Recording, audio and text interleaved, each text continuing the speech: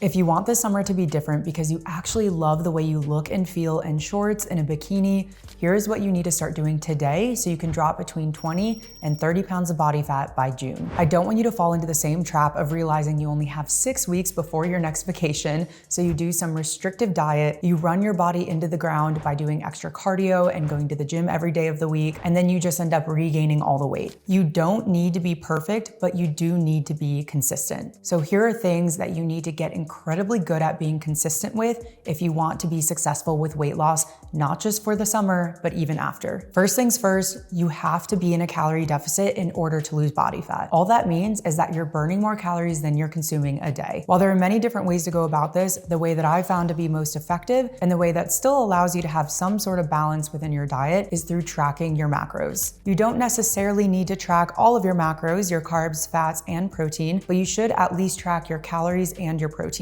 In order to find your maintenance calories, I want you to look up the Harris-Benedict equation. Plug and play, and that should give you your estimated maintenance calories, meaning the calories that you need to simply maintain where you're at. Once you have your maintenance calories, you want to subtract 300 to 500 calories. This is going to be your calorie deficit. Now that you have your calorie deficit numbers, we need to find how much protein you should be eating. For optimal results, you should be eating between 0.8 and 1 gram of your goal weight. If you have quite a bit of body fat on you and this feels, again, a little bit overwhelming, start as small as 0.6 times your current body weight or your goal weight. So for example, if you weigh 180 pounds, but you want to weigh closer to 150 pounds, set your protein between 140 and 150 grams of protein. My best tip in order to make sure that your protein goal is met every single day is to take the amount of total protein that you are aiming for in a day and divide it by the amount of meals that you plan to have. So if your goal is 150 grams of protein and you plan to have 4 meals throughout the day, that would be around 38 grams of protein per meal.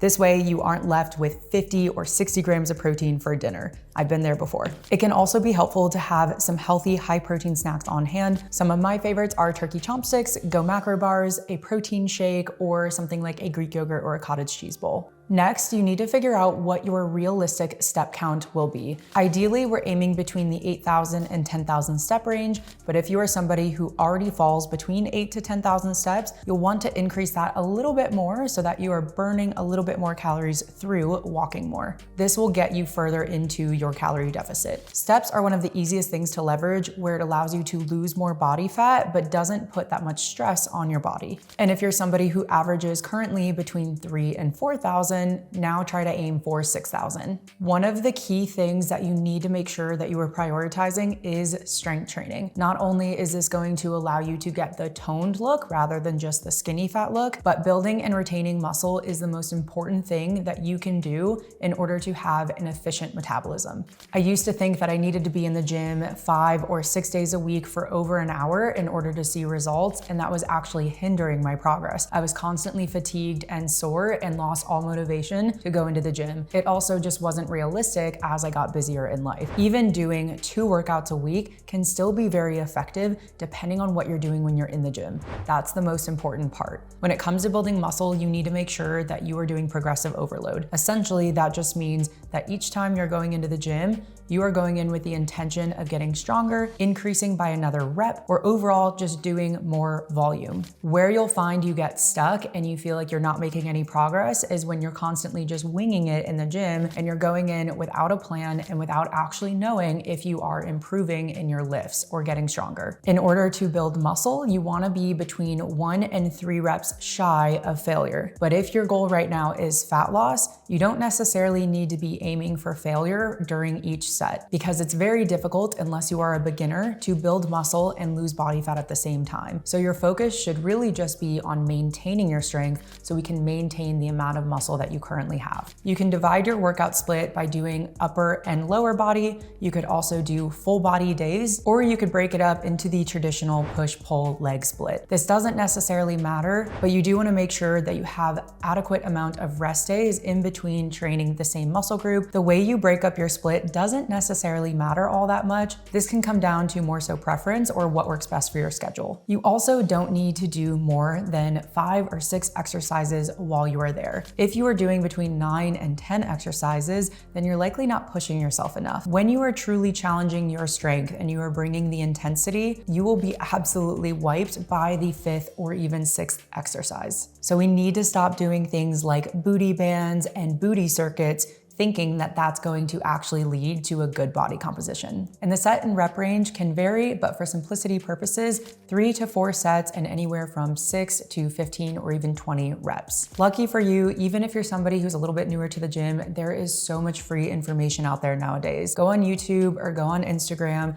and watch some videos before going into the gym on specific exercises to get a little bit more familiar and comfortable with those exercises. While you can still lose weight by just eating less calories, I highly recommend prioritizing an 80% whole food based diet. That means 80% of your diet is coming from single ingredient foods. By doing this, you're gonna notice that your energy is higher and you're going to be fuller for longer. You also are going to benefit your gut health and your digestion. When you are trying to have lots of diet foods or low calorie foods, or even a lot of protein snacks, you might find that you get bloated, and that's just not a good time. Lastly, an important concept to know, and something that a lot of people don't fully understand, is that your metabolism is always adapting. And that means that your calorie requirements are always changing. I'm a big fan of getting the most out of doing the least. So if you start tracking your food to be in your calorie deficit and you are noticing you're consistently losing weight, there is no need to change anything. But if you find you get stuck in a plateau for 2 or 3 weeks,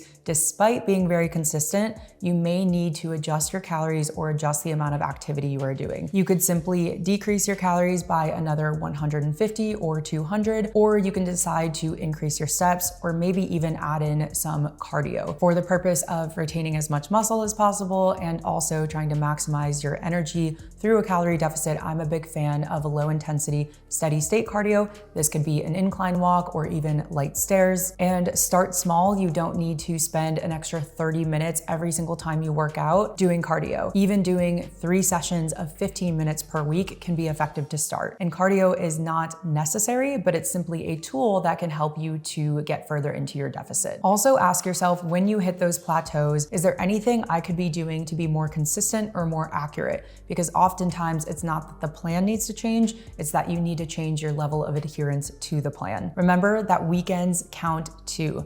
That is 2 days out of 7 days. Even if you are perfect throughout the week, but on the weekends, you're not as nip and tuck, that can be the thing that's holding you back from pushing past the plateau. This doesn't mean that you can never go out to eat or that you can never enjoy your weekends. It just means that you need to be a little bit more cautious of how much calories are racking up on the weekends. Another thing to be aware of is your level of accuracy with weighing and tracking your food. Eyeballing or guesstimating won't get you very far, especially if we have a timeline that we're trying to achieve this goal by. So I highly recommend picking up a food scale so you can be as accurate as possible with tracking your food. There are many different tips, advices, and distractions out there on the internet these days when it comes to weight loss. And one of my best pieces of advice is do not skip over diamonds to pick up rocks. No supplement, no fancy morning routine, drinking green tea in the morning, Nature's Ozempic probiotics, doing Pilates, none of those things are going to get you to your dream body as much as just staying consistent with the things that I mentioned on this video. And just remember that you do not have to be perfect, but you do have to be consistent. I hope you found this video helpful, and if you did, go ahead and drop me a like and maybe even a comment.